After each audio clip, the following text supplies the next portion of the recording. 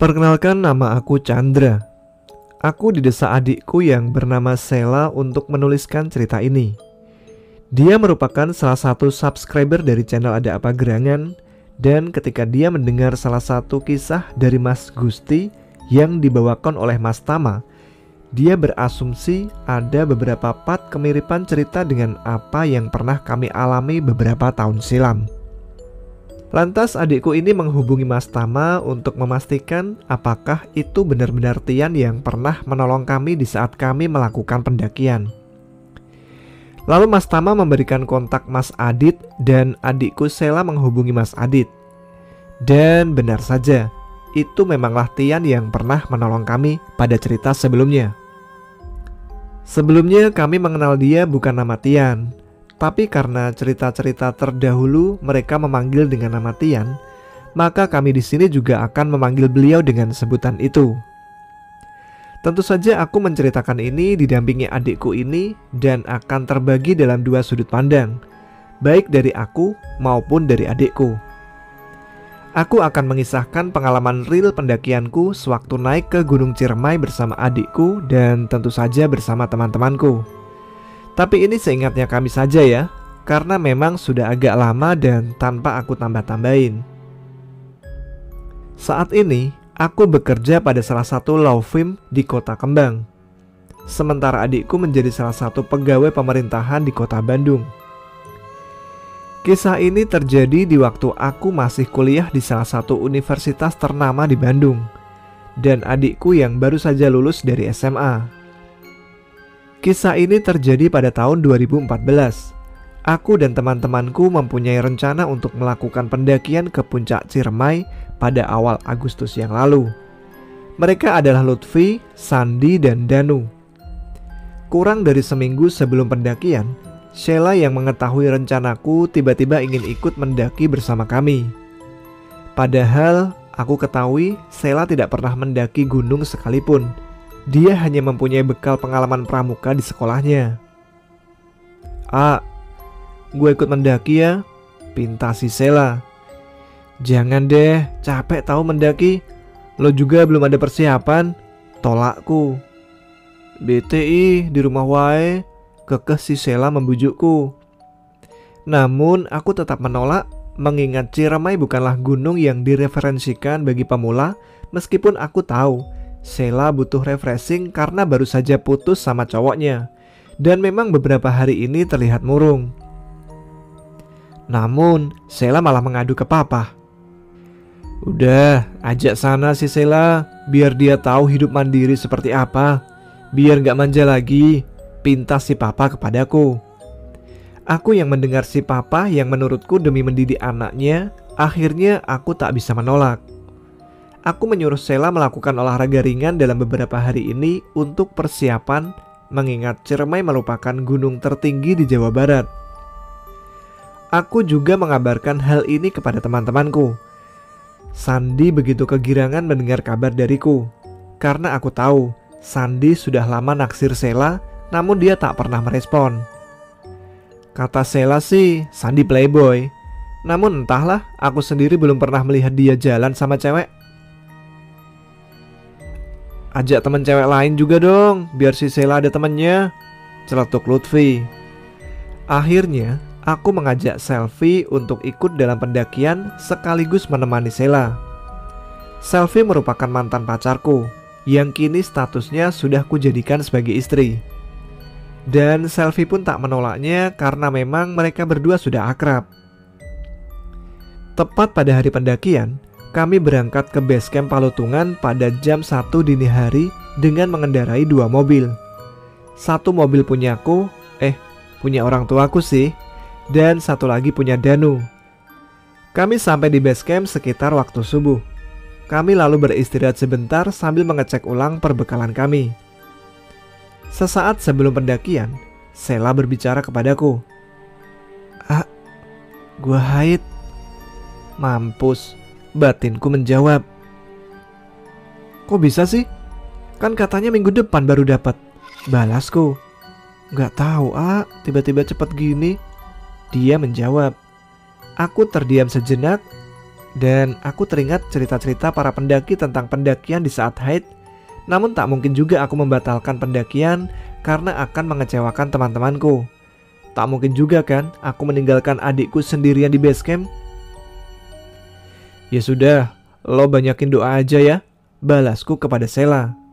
Aku menceritakan hal ini kepada teman-teman, namun sepertinya teman-temanku tak mempermasalahkannya. Aku meminta selfie untuk menemani Sheila selama di perjalanan. Sekitar pukul 6 pagi, kami melakukan pendakian setelah melakukan doa bersama terlebih dahulu. Kami berencana akan ngecamp di pos 6, mengingat di pos tersebut terdapat lahan yang luas sebelum melakukan summit attack pada waktu subuh untuk mengincar sunrise. Aku yang bertindak sebagai leader sesekali menoleh ke arah belakang untuk memastikan semua anggotaku, terutama adik kesayanganku ini. Maklumlah, dia adik satu-satunya yang aku punya. Dan kami hanya 2 bersaudara, jadi aku pun satu-satunya kakak kesayangannya. Aku melihat dia tampak kegirangan. Sesekali dia bernyanyi. Dalam batinku merasa lega karena aku merasa berhasil membuat dia tersenyum dan dapat melupakan cowok brengseknya yang ketahuan selingkuh itu. Pendakian dari pos pemberangkatan menuju pos 1 berjalan normal. Kami berhenti sejenak untuk sedikit merenggangkan urat-urat kami yang mulai agak menegang. Kurang dari 10 menit kami beristirahat, kami lanjut jalan lagi. Dan mungkin hanya butuh waktu setengah atau mungkin 1 jam, kami telah sampai di pos 2. Kami beristirahat kembali di pos 2 sekaligus untuk mengisi botol air minum yang memang sengaja aku kosongkan untuk meringankan beban. Di situ aku melihat Selfie dan Sheila memasak air. Ya, tentu saja itu untuk membuat kopi. Di situ sangat terlihat sekali Sandi dengan intens mencoba untuk mendekati dan mengambil perhatian dari Sheila. Namun sepertinya Sheila masih enggan menanggapi dan masih cuek dengan perhatian-perhatian yang diberikan oleh Sandi. Setelah acara ngopi-ngopi selesai, aku bertanya kepada Selfie dan Sheila. Masih kuat? Masih strong. Ayo lanjut, jawab Sheila dengan muka manjanya dan menunjukkan kepalan tangannya. Selfie pun tersenyum melihat tingkah Sheila yang pada saat itu begitu manja. Tepat jam setengah 10 pagi, akhirnya kami lanjut jalan untuk menuju ke pos 3. Sebelum sampai di pos 3, Sheila berteriak meminta berhenti kepadaku. "Ah, berhenti dulu. Lihat, ini bunganya bagus deh," kata Sheila sambil menunjuk bunga itu kepada kami. Bunga itu memang terlihat indah, berkolaborasikan warna kuning dan ungu. Namun, aku tersentak ketika tiba-tiba Sheila mencabut bunga itu. "Ah, gue bawa ya? Gue ditanam di rumah?" tanya dia kepadaku. Sebenarnya aku tahu ini merupakan hal yang dilarang dilakukan oleh pendaki. Namun ketika kulihat Sheila terlanjur mencabutnya dan aku tak ingin membuatnya kecewa, akhirnya aku iakan permintaan Sheila itu. Kami pun lanjut jalan dan di tengah perjalanan Sheila berkata kepadaku, "Ah, itu ada macan," sambil menunjuk ke arah hutan. Aku pun melihat ke arah yang Sheila tunjuk. Namun aku tak melihat apa-apa. "Mana, Sel?" tanya Danu. "Itu di situ, A," jawab Sheila. Aku waspada dan masih terus mencari keberadaan harimau itu. Aku khawatir ada binatang liar yang lewat ke jalur pendakian. Namun aku juga tidak menemukan apa-apa. "Mana Sheila?" tanya Selfie mempertegas. "Itu di situ, Kak," jawab Sheila lagi. Sudah, ayo jalan lagi," perintahku takut binatang buas itu benar-benar ada dan mengarah ke pinggir jalur. Di situ terjadi keanehan. Yang melihat harimau hanya Sheila, sedangkan aku dan kawan-kawan tak melihatnya sama sekali. Kami pun lanjut berjalan lagi dan selama di perjalanan Sheila menggenggam bunga itu. Akhirnya sampailah kami di pos 3. Kami tak beristirahat. Di situ kami lanjut terus berjalan, tak ada kejadian apa-apa selama kami di perjalanan menuju ke pos 4. Sesampainya kami di pos 4, kami beristirahat kembali untuk memulihkan tenaga kami sambil makan siang. Setelah makan siang, aku melihat Sheila dan Selvi tiduran berbantalkan carrier, sementara teman-teman yang lain tampak sedang menghisap rokoknya masing-masing. Tepat pada pukul 1 siang, aku membangunkan Sheila dan Selvi dan bersiap-siap untuk melanjutkan perjalanan. Di sini treknya sudah mulai melelahkan karena didominasi trek yang menanjak. Ketika ku tengok ke belakang, aku melihat perubahan drastis yang terjadi kepada Sheila.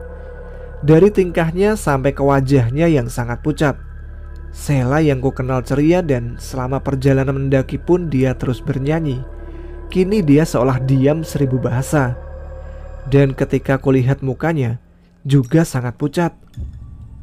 "Lo capek, Sel?" tanyaku kepada Sheila. Sheila hanya menggelengkan kepalanya.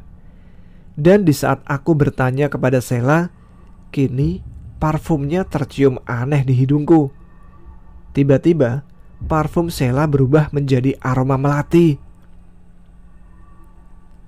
"Kalau capek atau sakit bilang aja, nanti kita istirahat dulu," ucapku kepada Sheila.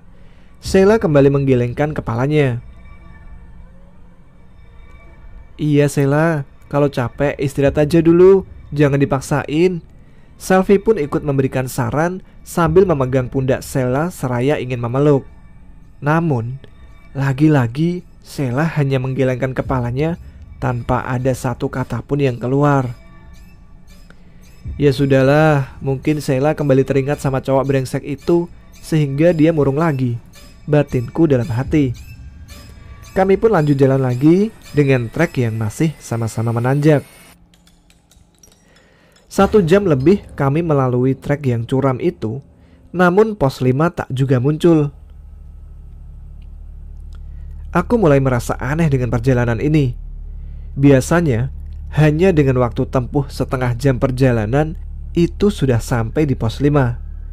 Aku lalu minta break sejenak dan berbicara kepada Lutfi yang kebetulan sebelumnya pernah mendaki bersamaku melewati jalur ini. "Vi, kok pos 5 lama banget ya? Perasaan dulu kita cuma setengah jam aja lewat sini," tanyaku kepadanya. "Iya Chan, kayaknya gue juga ngerasa kita 2 kali bolak-balik sini terus Chan," jawab Lutfi. "Tapi perasaan ini treknya bener kan?" tanyaku lagi memastikan. "Iya, bener kok, gue masih ingat," jawab Lutfi menegaskan. Akhirnya aku meminta Lutfi untuk memberi tanda pada sebatang ranting pohon sebagai tanda untuk kami. Dan Lutfi pun mengikatkan syalnya ke ranting pohon itu. Kami lalu berjalan lagi. Lama kami berjalan tanpa istirahat, kami pun menemukan tanda pada ranting pohon itu lagi. Astaga.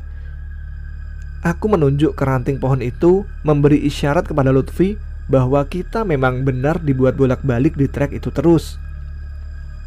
Aku dan Lutfi tak banyak berbicara karena dikhawatirkan akan membuat kepanikan bagi anggota lainnya.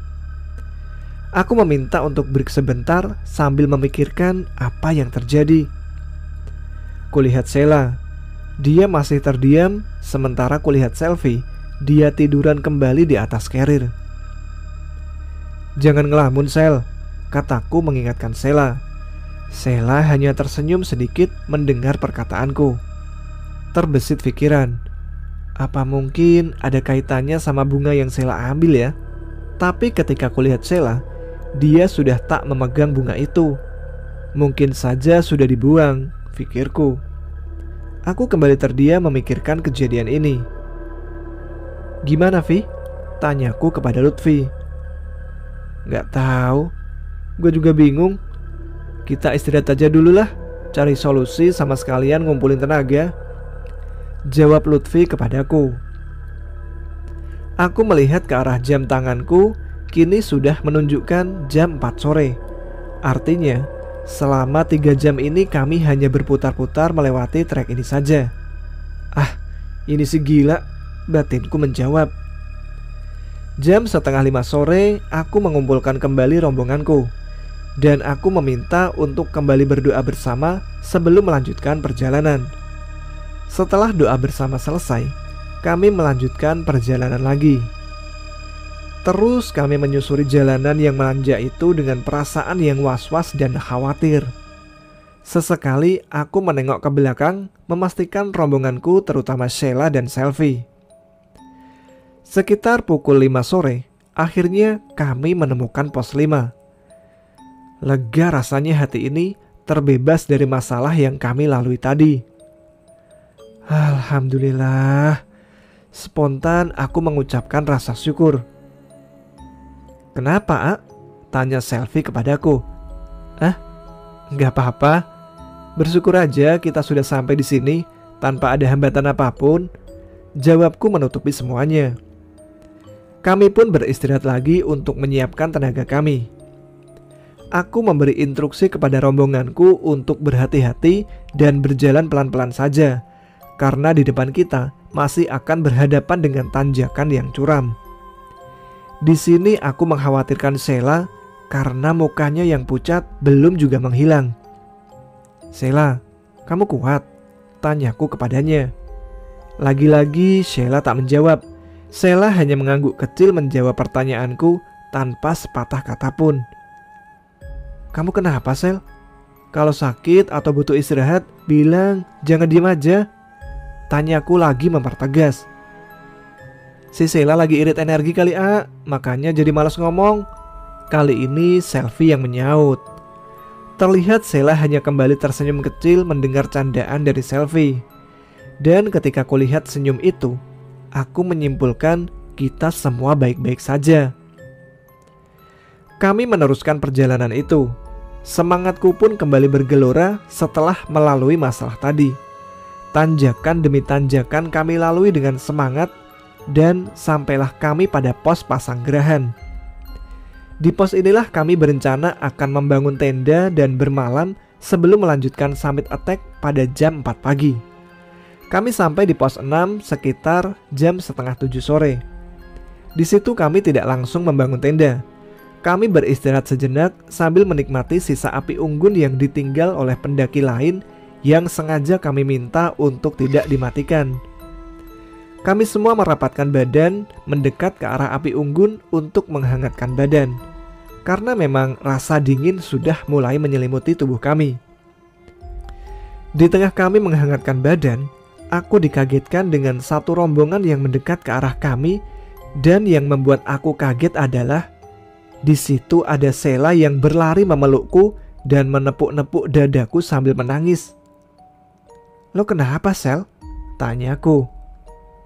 Chandra jahat, kenapa ninggalin aku? Jawab Sheila sambil menangis terisak-isak. Kami semua yang berada di api unggun kaget. Hah? Ninggalin? Iya, Mas. Sheila kami temukan di jalur pos 4. Dia sedang duduk sendirian sambil menangis. Katanya ditinggal rombongannya. Jawab salah satu rombongan yang ku ketahui mereka berasal dari Solo. Terus, yang ikut kita tadi? Yang duduk di samping Selvi tadi siapa? Aku spontan menoleh ke arah Selvi, dan di samping Selvi tidak ada satu orang pun di sana.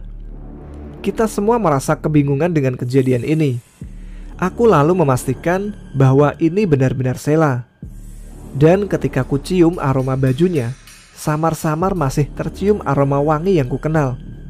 Iya, ini aroma parfum Sheila. Dan benar-benar Sheila. Lantas, yang ikut tadi siapa?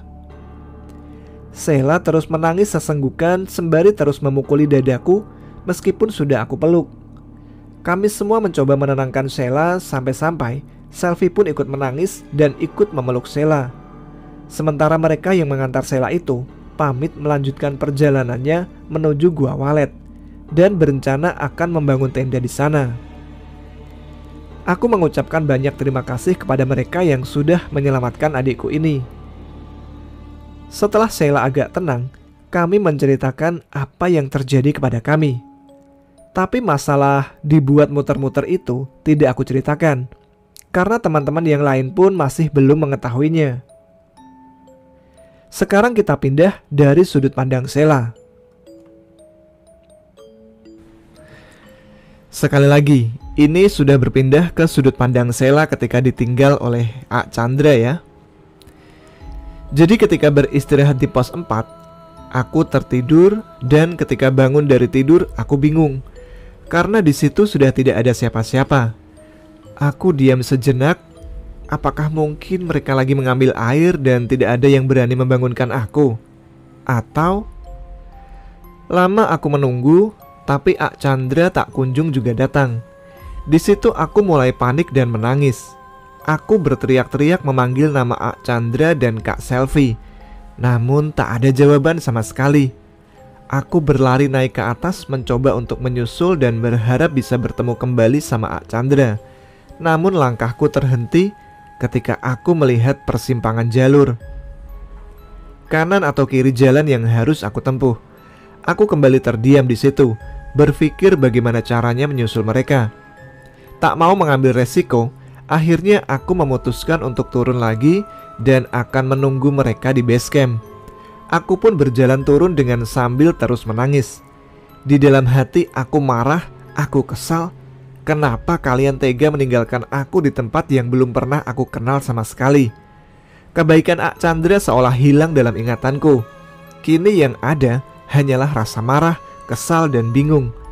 Setelah aku berjalan turun, aku pun dikagetkan lagi dengan persimpangan jalur di hadapanku. Padahal seingatku, tidak pernah melewati jalur persimpangan. Dan kalaupun ada, pasti ada papan penunjuk jalannya. Sementara ini tidak ada sama sekali. Di situ aku terjatuh lemas. Entah aku harus kemana, entah aku harus berbuat apa. Aku masih terus menangis seraya meneriakkan panggilan ke A. Chandra dan Kak Selvi. Namun tetap tak ada jawaban. Masih belum berputus asa, aku mencoba untuk naik lagi, berharap ada bantuan dengan bertemu pendaki lain atau warga sekitar yang melintas. Namun tak ada seorang pun yang melewati jalur ini. Aku kembali dihadapkan dengan persimpangan jalur itu lagi. Lebih dari 3 kali aku naik turun berharap ada bantuan, namun tak ada seorang pun yang aku temui untuk aku pinta bantuannya. Aku mulai putus asa, dan keputusasaanku pun diperparah dengan bekal sebotol air minum yang sudah mulai habis. Ya, memang aku tak membawa sedikit pun makanan di carrierku, karena semua logistik ada di dalam carriernya A. Lutfi. Dan aku hanya berbekal sebotol air mineral ukuran sedang untuk minumku sendiri. Aku hanya bisa duduk terdiam meratapi nasib yang sedang aku alami ini. Aku ingin pulang. Aku tak mau mati di sini. Aku ingin bertemu mama, papa, dan teman-temanku yang lain. Batinku meronta. Lama sekali aku tertunduk lesu di situ, sampai pada suatu saat ada sepasang pendaki yang menepuk pundakku. "Mbak, kok tidur di tengah jalur?" tanya seorang lelaki. Belum sempat aku menjawab pertanyaan itu, kini tangisku semakin kencang dan aku dipeluk oleh salah satu wanita yang belakangan ku ketahui bernama Mbak Wati, istri dari Mas Johan yang menanyaiku tadi. "Nangislah, Dok, biar kamu tenang," ujarnya berlogat Jawa. Aku menceritakan semua kejadian yang aku alami secara perlahan kepada Mbak Wati. Namun mereka terheran-heran di saat aku menceritakan bahwa aku menemukan 2 jalur persimpangan baik di arah naik maupun turun. Mas Johan menjelaskan bahwa di jalur ini tidak ada persimpangan sama sekali. Kalau lurus terus mengikuti trek ini ya bakal ketemu pos pendakian, dan kalau naik juga ikuti trek bakal ketemu pos pendakian lagi. Tapi semua itu berbeda dengan apa yang aku lihat tadi. "Terus rombonganmu rencananya mau ngecamp di mana?" tanya Mbak Wati lagi. "Di salah satu pos, Mbak, tapi aku lupa di mana," jawabku. "Nama posnya apa, Dek?" tanya Mas Johan. "Aku nggak tahu, Mas, namanya apa," jawabku yang memang pada saat itu aku benar-benar lupa. "Ya sudah, kamu ikut kami saja sekalian cari rombonganmu di setiap pos ya. Toh mereka ngecamp dulu kan, nggak langsung muncak?" tanya Mas Johan lagi. "Iya, Mas," jawabku lagi. "Kalau misalnya nggak ketemu nanti ikut turun aja bareng kami juga," balas Mas Johan lagi. Sebelum aku melanjutkan perjalanan bersama mereka, aku dikasih makan dan minum terlebih dahulu oleh mereka. Aku diperlakukan layaknya keluarga kandung mereka sendiri. Serasa energiku sudah mulai pulih, aku pun melanjutkan perjalanan bersama mereka. Aku mulai berjalan dengan harapan bisa bertemu kembali dengan rombonganku. Sesekali kami beristirahat sejenak untuk minum dan untuk menunaikan sholat. Di sini aku merasa malu kepada mereka, karena jujur, ilmu agamaku masih teramat cetek. Bahkan untuk sholat pun, aku masih banyak bolongnya. Hari semakin gelap, dan sampailah kami di pos 6 Pesanggerahan. Aku langsung ingat dengan nama ini. Iya, ini nama tempat yang pernah Ak Chandra sebutkan di saat mau melakukan pendakian. Aku pun bilang ke Mas Johan dan Mbak Wati, "Mbak, aku ingat di pos ini rencana rombongan kami mau ngecamp." "Ya sudah, kita cari rombonganmu," ujar Mas Johan. Akhirnya kami berkeliling mencari Ak Chandra dan rombongan. Satu persatu tenda aku datangi dan aku lihat tak ada Ak Chandra maupun rombongan yang lainnya terlihat di situ. Memang tak banyak tenda di situ. Mungkin hanya ada beberapa saja. Mbak Wati dan Mas Johan terus menemaniku dengan sabar. Dan sampai pada saat api unggun kecil mengalihkan perhatianku. Di situ terlihat remang-remang seperti mukanya Ak Chandra yang nampak tak begitu jelas. Dan setelah aku perhatikan, memang benar itu Ak Chandra dan rombonganku. Aku pun mengajak Mas Johan dan Mbak Wati menuju ke situ dengan sedikit berlari. Akhirnya aku dapat bertemu kembali dengan rombonganku.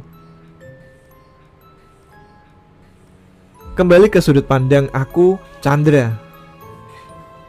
Sekali lagi, kembali ke sudut pandang Chandra. Setelah aku bertemu kembali dengan adikku yang nakal ini, dia komplain maunya ditulis cantik.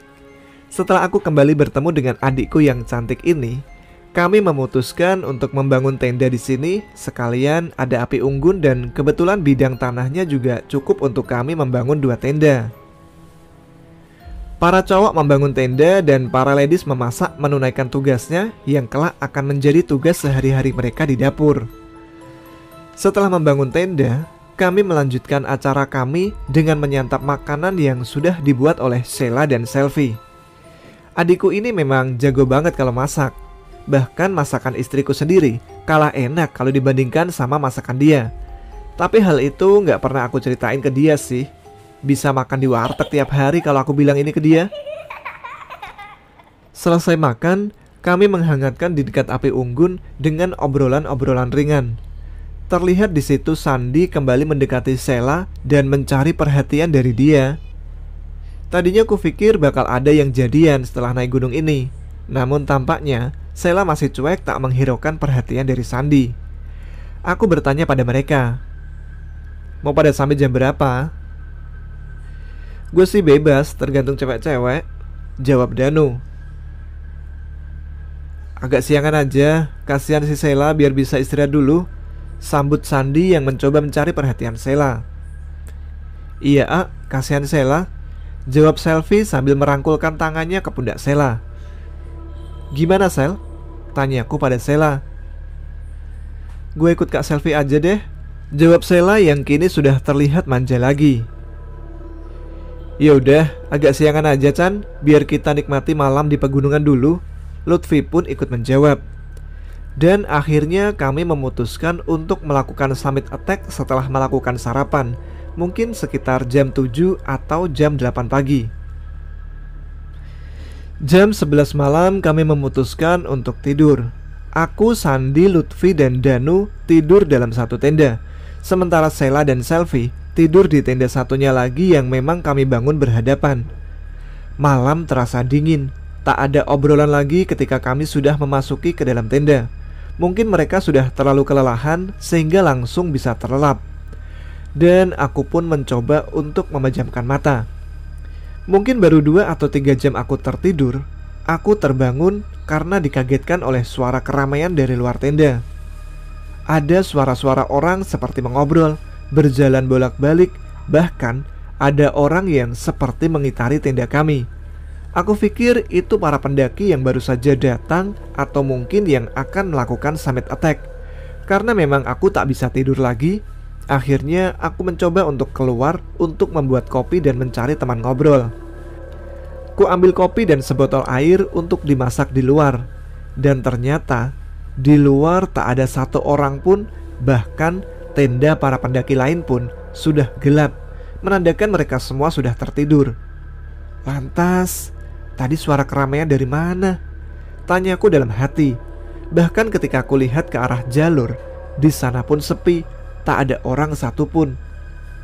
Kalau mereka mau summit, harusnya mereka masih terlihat di jalur. Dan kalau mereka baru datang, harusnya mereka ada di sini. Batinku menerka-nerka. Aku masih menikmati kopi ini di tengah malam sendirian. Tidak begitu lama, terdengar suara gamelan mengalun.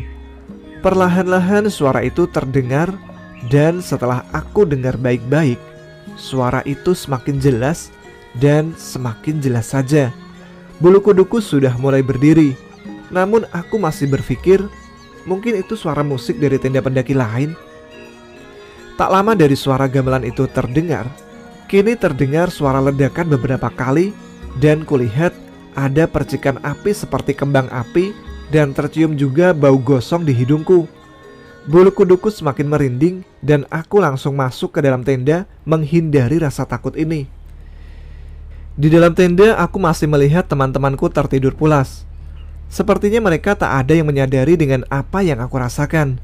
Aku pun tak ada niatan untuk membangunkan mereka, karena aku berpikir mungkin mereka terlalu kelelahan. Aku yang masih belum bisa memejamkan mata, akhirnya mencoba untuk mendengarkan musik melalui headset supaya tidak mengganggu teman-temanku yang sedang tertidur. Entah pada pukul berapa, aku dikagetkan dengan suara teriakan dari seorang cewek yang sangat kencang sehingga masuk ke dalam telingaku yang tersumpal headset. Aku kenal suara itu. Itu suara Selfie. Aku pun langsung bangun dan berlari menuju tenda depan memastikan keadaan mereka. Ketika sudah sampai di tenda mereka, aku dikagetkan dengan Sheila yang sudah mengerang-erang dengan tatapan mata yang kosong, dan Selfie yang sudah menangis ketakutan. "Sheila, kenapa, Vi?" tanyaku. Dia menceritakan bahwa ketika dia terbangun dari tidurnya, melihat Sheila terduduk dan merasa kedinginan, lalu memberikan jaketnya yang kebetulan dia membawa dua untuk dipakaikan double. Namun Sheila tetap duduk terdiam. Dan ketika Selfie mencoba buat memeluknya, keluarlah suara tertawa dari mulut Sheila, dan itu suara cowok. Selfie pun kaget dan menjerit ketakutan. Lalu aku membangunkan teman-temanku untuk meminta pertolongan. Kami semua ngumpul di tenda Selfie mencoba menyadarkan Sheila, namun sepertinya tak ada perubahan sedikit pun. Sheila terus berontak, dan kita berempat yang memeganginya pun ikut kewalahan. Di sini aku mulai yakin kalau ini bukan Sheila, karena nggak mungkin seorang cewek mempunyai tenaga sebesar ini.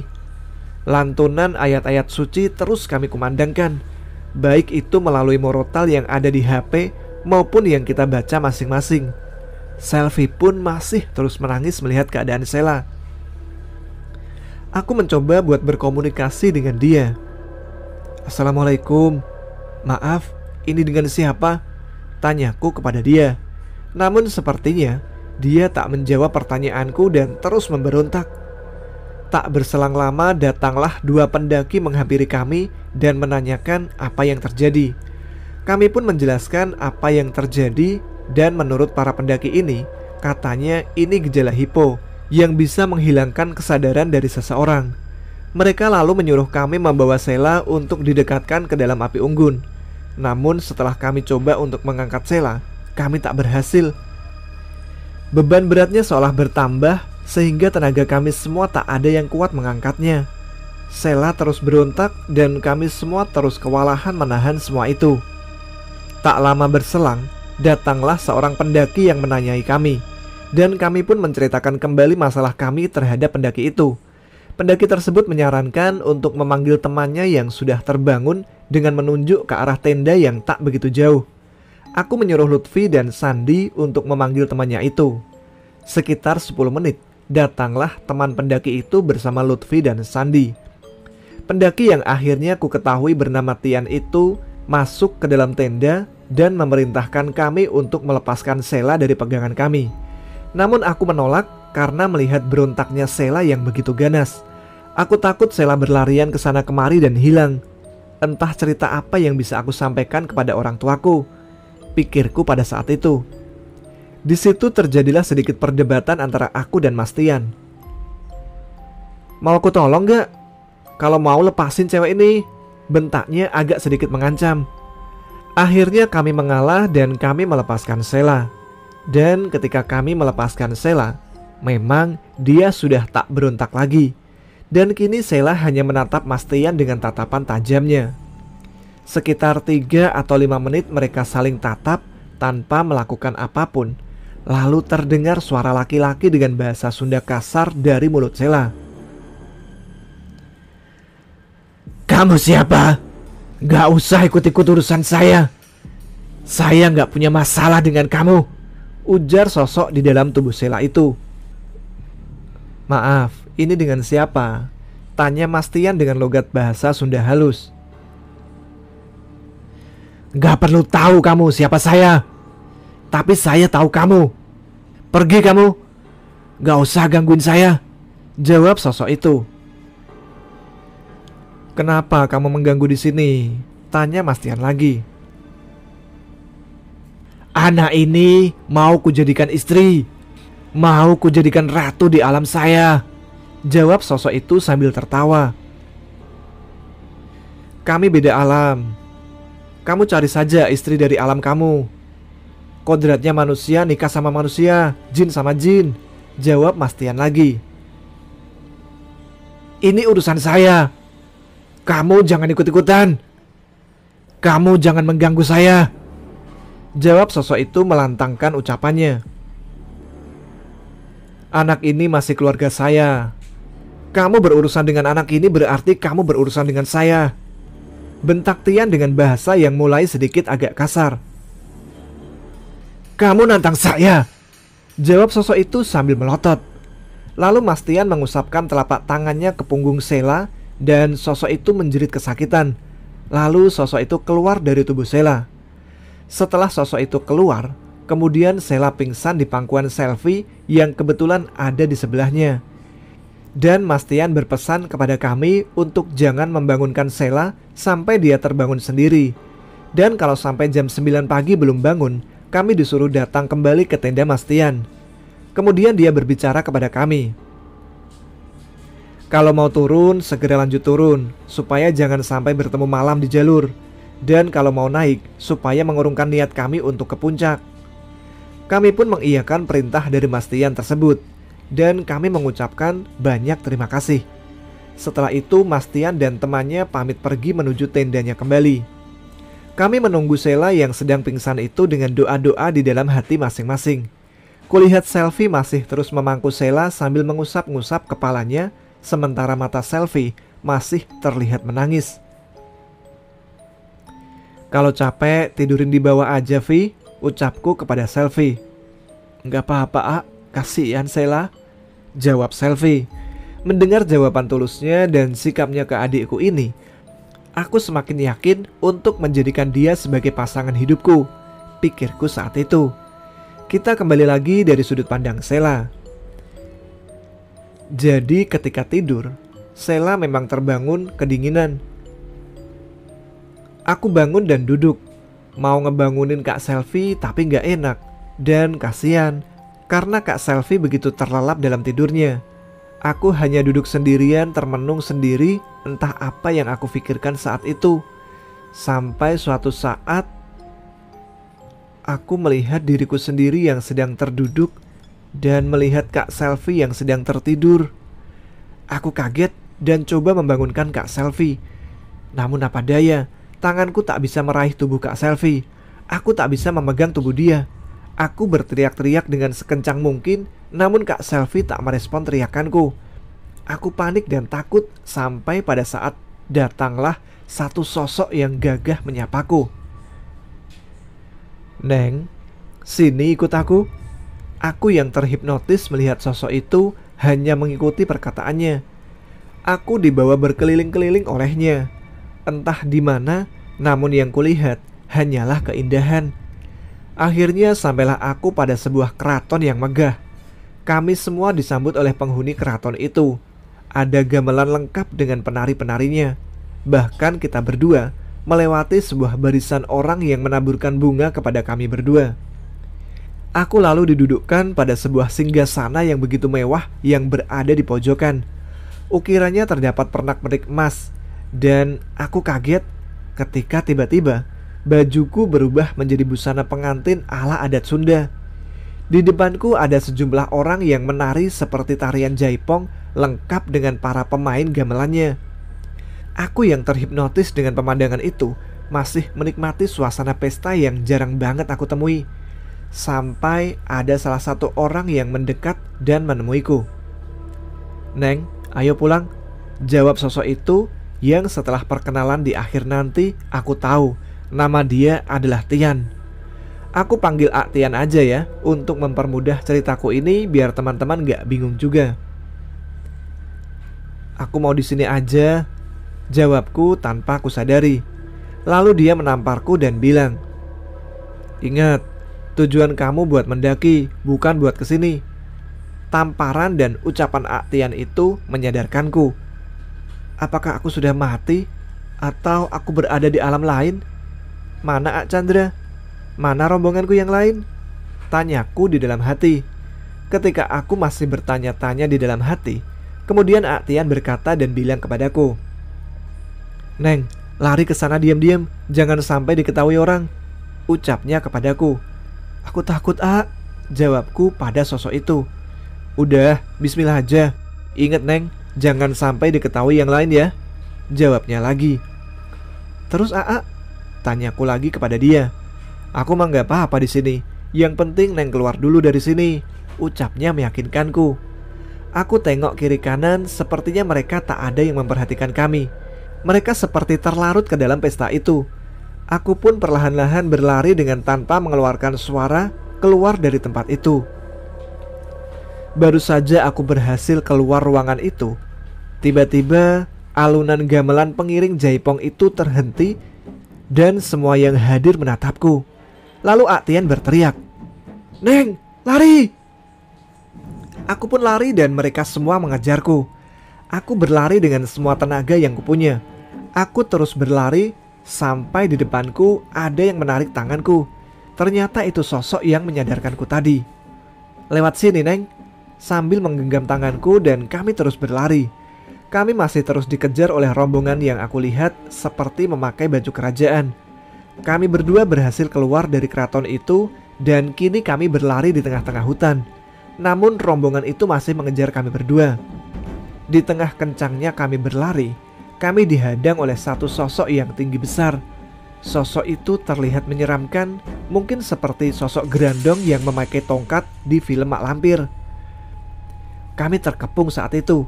Di depan kami ada sosok menyeramkan itu, dan di belakang serta samping kanan kiri kami terlihat prajurit-prajurit yang kini mukanya berubah menjijikkan. Ada yang bola matanya keluar, ada yang mukanya penuh nanah, dan ada yang tidak berkepala. Bahkan ada yang berwajah rata. "Kesinikan calon ratu saya. Silakan kalau kamu mau keluar dari alam saya," ujar sosok menyeramkan itu. "Gak akan saya menyerahkan anak ini ke bangsa kalian," ujar Ak Tian. "Berarti kamu bakal berada selamanya di alam saya." Ucap sosok menyeramkan itu lagi sambil tertawa. Dan tiba-tiba para prajurit itu berlari hendak menangkap kami. Namun dengan sekali kibasan dari Ak Tian ini, para prajurit itu terpental jauh. Berkali-kali Ak Tian mengibaskan tangannya hingga semua prajurit yang hendak menangkap kami terjatuh. "Kamu gak ada apa-apanya sama saya," ujar sosok menyeramkan itu kepada kami dengan muka marah. Lalu sosok itu mengarahkan tongkatnya ke arah kami, dan tiba-tiba Ak Tian terpental jatuh dan muntah darah. Aku langsung menghampirinya dan memeriksa keadaannya. Aku menangis ketakutan. Ak Tian menatap sosok yang menyerangnya dengan tatapan lemas tak berdaya. Di tengah rasa takut itu, kini muncul lagi satu sosok yang lebih menyeramkan dan lebih besar lagi. Sosok yang menyerang kami duduk dan menyembah serta memberi hormat kepada sosok yang baru datang ini. Apalagi ini? Pikirku menambah ketakutanku. Sosok yang baru datang itu berkata, "Jangan sesekali kamu menyakiti keturunan Mbahku Wusangkan. Kalau nggak mau kerajaan kamu diobrak-abrik oleh saya." "Maafkan saya, Sepuh." Sosok yang menyerang kami itu menjawab, "Pergi kamu dari sini." Sosok itu memerintahkan. Lalu sosok yang menyerang kami terbang entah kemana, dan sosok yang satunya menghampiri kami. Kini sosok itu berubah menjadi kakek-kakek berjubah putih serta memakai sorban. Kami semua mencoba bangun dan berdiri. "Maaf Raden, silahkan dilanjutkan perjalanannya." Sosok itu berkata kepada Aktian sambil menunjukkan ke arah jalan.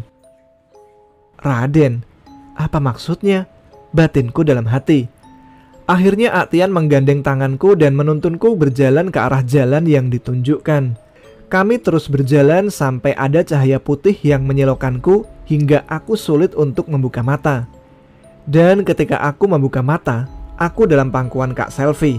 Sontak aku bangun dan memeluk Kak Selvi. Dia berucap "Alhamdulillah" sambil memelukku dan menitikkan air matanya. Pindah lagi ke sudut pandang Chandra. Ketika aku melihat Sheila membuka matanya dan memeluk Selvi, aku merasa lega. Tak terasa air mata menetes di pipiku. Mungkin ini air mata kebahagiaan yang melihat adik kesayanganku kembali. Aku pun ikut memeluk Sheila, dan setelah semuanya tenang, aku menceritakan apa yang terjadi. Begitupun juga Sheila menceritakannya ke kami. Aku bertanya kepada Sheila mengenai ciri-ciri sosok yang menyelamatkannya, dan ternyata jawaban Sheila sama dengan apa yang kulihat dengan mas-mas yang mengobati Sheila tadi. Langit pun mulai terang dan matahari mulai muncul. Kami sepakat untuk tidak muncak dan langsung turun hari ini juga. Kami bersiap-siap dan melakukan sarapan pagi terlebih dahulu. Kita ketemu orang itu dulu yuk," pinta Sheila kepadaku. "Orang yang ngobatin kamu?" "Iya." "Vi, lo tahu kan tendanya orang itu?" tanyaku kepada Lutfi. "Iya, gue tahu kok Chan. Itu tendanya masih ada." Kali ini Sandi yang menjawab mencari perhatian Sheila. Akhirnya setelah sarapan, kami semua sempatkan dulu untuk mampir ke tendanya Mas yang menolong Sheila tadi untuk sekedar mengucapkan terima kasih. Tak lupa kami juga membawa sedikit makanan ringan dan kopi sebagai tanda terima kasih kami. Akhirnya Sandi mengantar kami menuju tendanya mas-mas tadi, dan sesampainya di sana, kami melihat ada sepasang pendaki cewek cowok yang sedang menikmati secangkir kopi di luar. "Assalamualaikum," ucapku. "Waalaikumsalam," jawab mereka. Belum sempat aku bertanya, keluarlah dari pintu tenda pria yang bergigi gingsul. Ya, dia itu orang yang menolong Sheila tadi. Mas, gimana keadaan adiknya?" tanya dia. Kulihat teman-temannya sedikit kebingungan. Mungkin masnya belum menceritakan ke teman-temannya mengenai apa yang terjadi sama kami. "Alhamdulillah mas, sudah baikan. Ini adikku mas," kataku menjawab sambil menunjukkan Sheila. Dan Sheila pun bersalaman dengan orang tersebut. Kami dipersilahkan duduk dan mengenalkan diri masing-masing.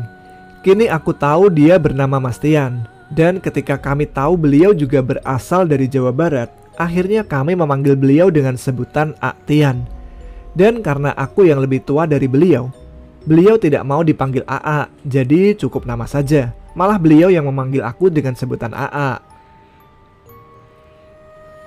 Sheila duduk di samping Tian dan aku duduk bersama rombonganku. "Mana temannya yang tadi pagi ikut?" tanyaku kepada Tian. "Itu masih tidur. Biarin aja lah, kecapean mungkin," jawabnya. Kami banyak ngobrol dan bercanda di situ sambil menikmati makanan yang kami bawa. Dan sesekali aku melihat Sheila meletakkan tangannya di pangkuan Tian. Bahkan sesekali kulihat dia memegang tangan Tian kalau lagi diledekin. Roman-romannya ada yang jatuh cinta lagi nih, pikirku dalam hati karena aku melihat Sheila begitu senang bertemu Tian. Dan ketika kulihat Tian hendak menyalakan sebatang rokok, dengan sigap Sheila merebut rokok itu dari mulutnya. Buset, baru kenal aja udah berani nyosor gitu. Kembali hatiku berkata, jangan ngerokok mulu ih, gak baik buat kesehatan, ucap Sheila kepada Tian. Justru dengan merokok itu baik buat keturunan kita kelak. Kan cukainya bisa buat bayar utang negara. Jadi keturunan kita nggak harus ikut terbebani utang negara. Ya hitung-hitung sedekah lah, jawab Tian membela diri dengan bercanda. Kami semua tertawa dan Selvi pun manyun manja. Namun ketika aku lihat Sandi, dia hanya tersenyum sinis. Wah, bahaya nih, ada yang cemburu. Mungkin Sandi menyesal telah menunjukkan tendanya Tian ke kami. Aku kembali dikagetkan dengan pertanyaan Tian mengenai bunga yang dipetik Selvi. Padahal kami belum menceritakan apa-apa. Ada di karirku, jawab Sheila. Nanti kalau jalan turun balikin lagi di tempat pas ngambil ya, perintah dia. Kok situ tahu sih? Tanyaku kepada Tian. Tian pun tersenyum. Kemarin pas adik AA ngambil bunga itu, penghuninya marah dan mau menjadikan adik AA ini sebagai budaknya. Tapi setelah bertemu dengan adik AA ini, penghuni situ malah jatuh cinta dan mau menjadikannya sebagai istri. Mungkin karena adik AA ini sedang haid, makanya tercium wangi oleh bangsa mereka. Dia menjawab lagi dan kini dia tahu kalau Sheila sedang haid. Kami hanya mengangguk-ngangguk mendengar apa yang diucapkan Tian. Selain dari hablum minallah dan hablum minannas, kita juga harus bersikap hablum minal alam. Karena apa yang kita perbuat kepada alam, niscaya alam akan membalas sesuai dengan perbuatan kita. Contohnya ketika kita menebang pepohonan tanpa melakukan reboisasi, alam akan membalas perbuatan kita, entah dengan itu banjir maupun erosi. Begitupun sebaliknya, jika kita berperilaku positif pada alam, pasti alam pun akan memberikan hal positif juga. Perbaiki sholat juga sebagai tanda pengabdian kita terhadap Allah. Meskipun Allah tidak butuh sholat kita, tapi justru kita yang butuh sholat kepada Allah. Masa ngaku ciptaannya tapi gak mau menjalankan perintahnya? Kalau dicoret dari kakaknya Allah kan repot. Kalau dicoret dari kakaknya keluarga sih, Neng masih bisa numpang ke rumah teman atau kerabat. Kalau dicoret dari kakaknya Allah, Neng mau pindah kemana? Orang bumi ini juga milik Allah. Mau pindah planet juga, semua semesta milik Allah. Ucapnya lagi sambil tertawa. Kami semua ikut tertawa. Dan terlihat Sheila kembali manyun manja sambil sesekali memukul dan mencubit lengannya Tian. Kami terus bercerita bahkan tentang apa yang kami alami dan Mas Tian alami. Tak lama dari situ, teman Tian yang semalam itu bangun dan ikut nimbrung bersama kami. Kami menawarkan kopi dan tentu saja sisa makanan yang kami bawain yang sudah mulai habis kami lahap bersama-sama. Kami juga sempat bertukar nomor HP untuk menyambung tali silaturahmi ini. Jujur aku masih merasa was-was dengan perjalanan pulang kami dan aku utarakan hal itu ke Tian. Udah, kalian turun aja, gak apa-apa kok. Insya Allah asalkan jangan bermalam lagi, kalian akan selamat. Tapi jangan lupa tetap berdoa minta perlindungan sama Allah ya, ucapnya. Ini kamu pakai selama perjalanan turun ke base camp ya, ucap Tian sambil memberikan gelang tasbih ke Sheila. Dan Sheila pun memakainya. Akhirnya kami pamit untuk berkemas dan melanjutkan perjalanan pulang. Di perjalanan pulang, alhamdulillah kami tak menemui hambatan sedikit pun. Dan ketika kami sampai di tempat yang Sheila mengambil bunga itu, kami meletakkannya kembali di tempat semula, lalu kami lanjut turun sampai menuju ke base camp. Sesampainya di rumah, kami menceritakan hal ini ke Papah, dan Papah kaget mendengar nama Mbahku Wusangkan. Itu Eyang Cakrabuana, sesepuhnya Jawa Barat, kata Papah menjelaskan kepadaku. Namun Papah merasa lega karena sekarang Sheila sudah bisa berkumpul lagi bersama kami. Dan kejadian mistis ini membuat adikku merasa kapok untuk melakukan pendakian ke gunung bahkan hingga saat ini. Oh iya mas, ini ada pesan dari Sheila buat Tian. Biar Sheila sendiri saja ya mas yang menuliskannya. Buat Tian, kalau kamu mendengar cerita ini, aku harap kamu mau menghubungi aku melalui Instagram @cila_rizkia. Karena pada tahun 2019, HP aku rusak dan semua data tak terbackup. Jadi semuanya hilang tak bersisa. Dan Ak Chandra pun tak menyimpan nomor Ak Tian. Aku sudah menghubungi melalui messenger FB-nya, namun sepertinya FB-nya tak pernah online. Aku harap dimanapun kamu berada, kamu bisa dengan cepat menghubungi aku. Aku juga masih menyimpan baik gelang tasbih pemberian dari kamu, meskipun talinya sudah beberapa kali aku ganti. Aku juga mau berterima kasih karena kamu telah banyak mengajarkanku apa itu arti kehidupan dan menjadi seorang muslim yang baik, baik di saat naik gunung dan setelahnya. Aku juga masih ingat di saat kamu mengingatkan aku untuk sholat, makan, dan belajar di saat aku masih kuliah. Tak lupa aku juga mau mengucapkan terima kasih buat Mbak Wati dan Mas Johan karena telah menyelamatkanku juga. Oke Kak Tama, lanjut ke Kak Chandra ya. Sekian saja Mas kisah pendakian dari kami yang menurut aku banyak pelajaran berharga yang terutama buat aku sendiri banyak banget yang bisa aku petik. Bagi para pendengar yang mengatakan ini mengada-ada, itu hak kalian untuk menilai. Namun ini real terjadi dalam kehidupan kami. Untuk Tian, Mbak Wati, dan Mas Johan, aku juga mengucapkan banyak terima kasih telah menyelamatkan hidup adikku. Buat adikku Sheila, semoga cepat bertemu kembali dengan Tian ya. Dan buat Mas Tama, saya ucapkan terima kasih.